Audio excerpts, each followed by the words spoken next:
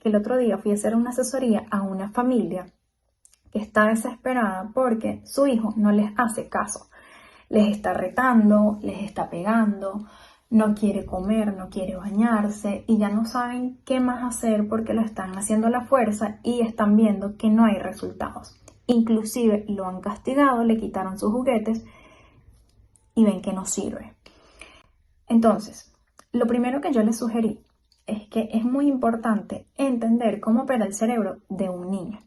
Y yo se los expliqué según la teoría de Daniel Siegel, que me encanta, porque él explica que la primera parte del desarrollo de nuestro cerebro es el cerebro reptiliano, que se encarga de nuestras necesidades básicas, que está en la médula.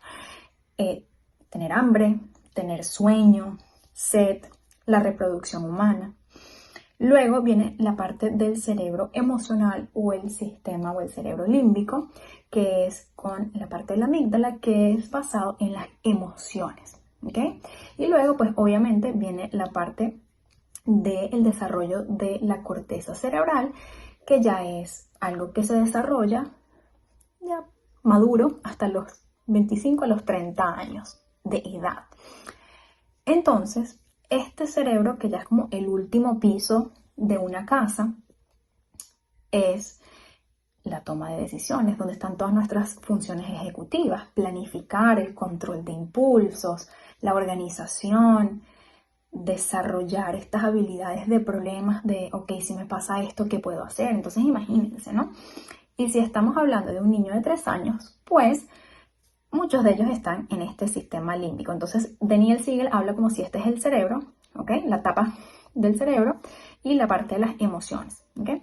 Entonces muchas veces nosotros como adultos perdemos la parte racional y actuamos con nuestra parte emocional. Entonces, si tu hijo está en este tipo de cerebro, que es el emocional, reactivo, estoy pegando, estoy diciendo cosas feas, y tú también vas a actuar de la misma forma porque la tapa del cerebro, es decir, la parte prefrontal, se te voló, estás encontrándote con una bomba Molotov.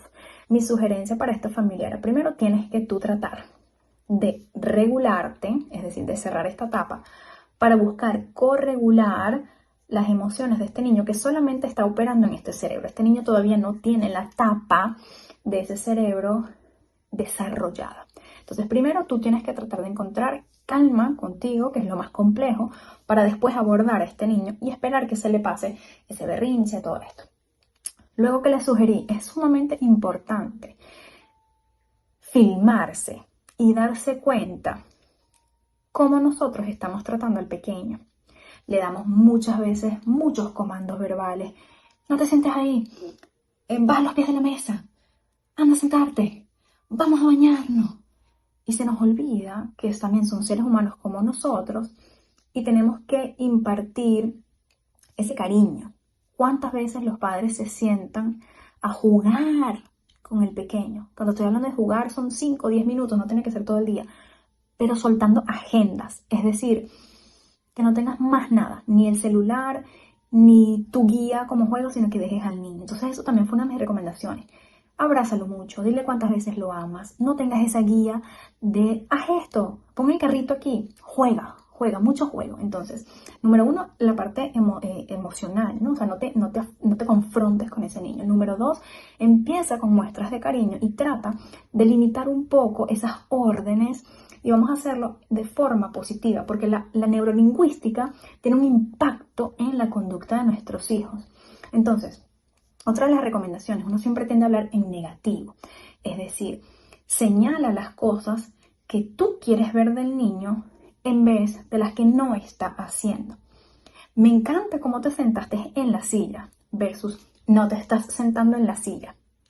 Y la parte de la connotación del no, tendemos mucho a decir que no. Si no te comes la carne, no tienes el postre. Y podemos decirlo de forma diferente: cuando te termines la carne, te doy el postre. Si ven cómo la connotación del no, o la parte de retar, o la parte negativa cambia cuando tú parafraseas de forma diferente. Es muy importante hablarle al niño en ese tipo de narrativa. Primero nos comemos la carne y después tal cosa. o cuando termines esto, vamos afuera a montar bicicleta.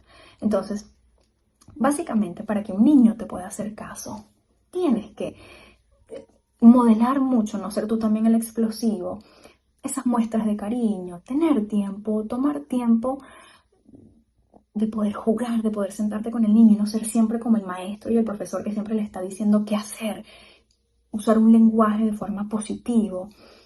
Y una de las cosas más importantes es tener una rutina clara con visuales que no sean tan llamativos, porque cuando le pregunté, ok, muéstrame el visual, tenía demasiados colores, tenía muchas cosas y lo premiaban ya al final de la semana y pues obviamente para un niño así tan pequeño, ya esperar hasta el viernes es como que ni idea.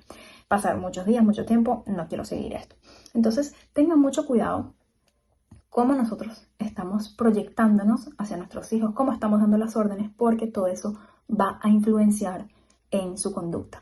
Por favor, déjame aquí abajo en los comentarios si te pasa con tu hijo, qué tipo de conductas batallas, en dónde te están retando, cómo te están retando, para poder escucharte y poder apoyarte. No te olvides de enviarle este video a alguien que quizás lo necesite. Compártelo, suscríbete si todavía no lo has hecho y enciende la campanita para que te lleguen todas las notificaciones de mis videos. Nos vemos en la próxima.